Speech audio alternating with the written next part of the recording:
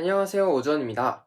방금 여러분이 보고 오셨다시피 희망과 절망은 우리가 듣기에는 한 끗 차이이지만 이 사람이 느끼고 경험하고 그리고 이 둘 중에 어떤 거 하나를 선택해서 얻게 되는 결과는 매우 다르다라는 것을 보고 오셨습니다. 그래서 오늘은 우리가 가져야 할 것이 어떠한 것인가, 우리가 가져야 할 희망은 어떠한 것인지에 대해서 살펴보도록 하겠습니다. 먼저 이 현대 사람들은 절망이라는 것을 매우 많이 경험하면서 살아갑니다. 그래서 이 절망이라는 것에 어떻게 대처하는지에 대해서 현대인의 대처법과 기독교인의 대처법 이 두 가지로 나눠서 설명을 해보려고 합니다. 현대인은 이 절망이라는 것에 대해서 낙관론으로 대처합니다. 이 현대의 낙관론은 첫 번째 진보주의적인 특성을 가지고 있습니다.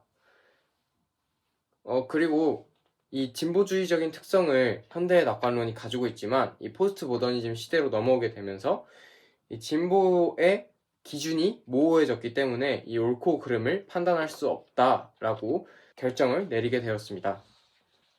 그리고 이 현대의 낙관론은 무한한 경제 성장이 전제가 되어 있어야 합니다.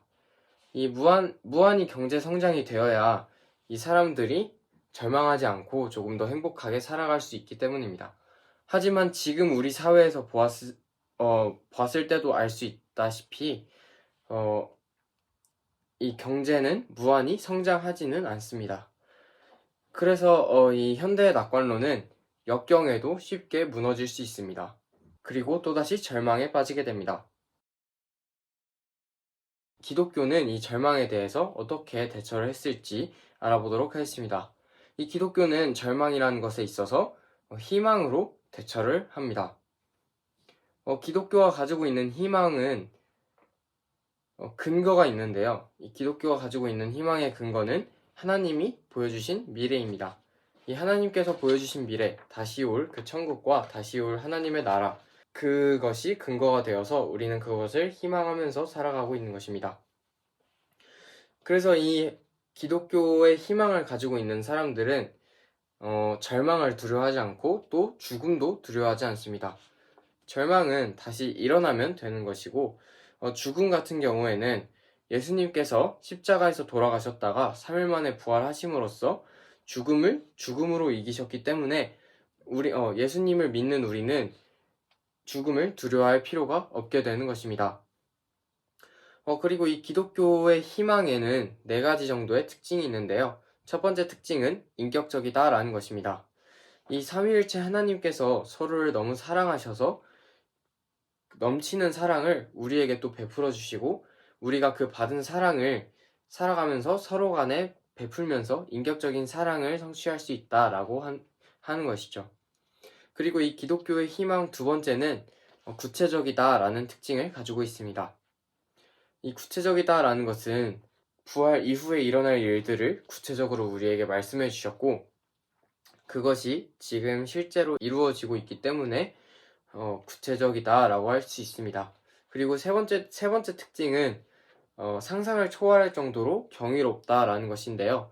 예수님께서 말씀하신 이런 우리가 가질 이 기독교의 희망도 판타지 소설과는 비교가 되지 않을 정도로 판타지처럼 보이게 우리에게 나타납니다. 그리고 실제로 그러합니다. 그렇기 때문에 우리는 우리의 상상을 초월할 정도로 경이로운 것, 그 하나님의 나라를 희망하면서 살아갈 수 있게 되는 것이죠. 그리고 마지막 4번째 특징은 확실하다라는 것입니다. 우리가 예수님을 믿으면 우리는 구원을 선물로 받게 됩니다. 이 구원을 선물로 받게 된다라는 것이 그리고 예수님을 믿기만 하면 구원받을 수 있다라는 것이 우리는 확실하게 이야기할 수 있습니다. 왜냐하면 예수님께서 그렇게 말씀을 하셨기 때문입니다. 결론적으로 이 세상에서 낙관론을 가지고 살아가기보다는 기독교의 희망을 가지고 살아갈 때 우리는 죽음을 두려워하지 않고 세상에서 다가오는 역경에도 무너지지 않고 구원받은 백성으로 서로의 삶 가운데서 인격적으로 사랑을 나누면서 살아갈 수 있습니다. 경청해 주셔서 감사합니다.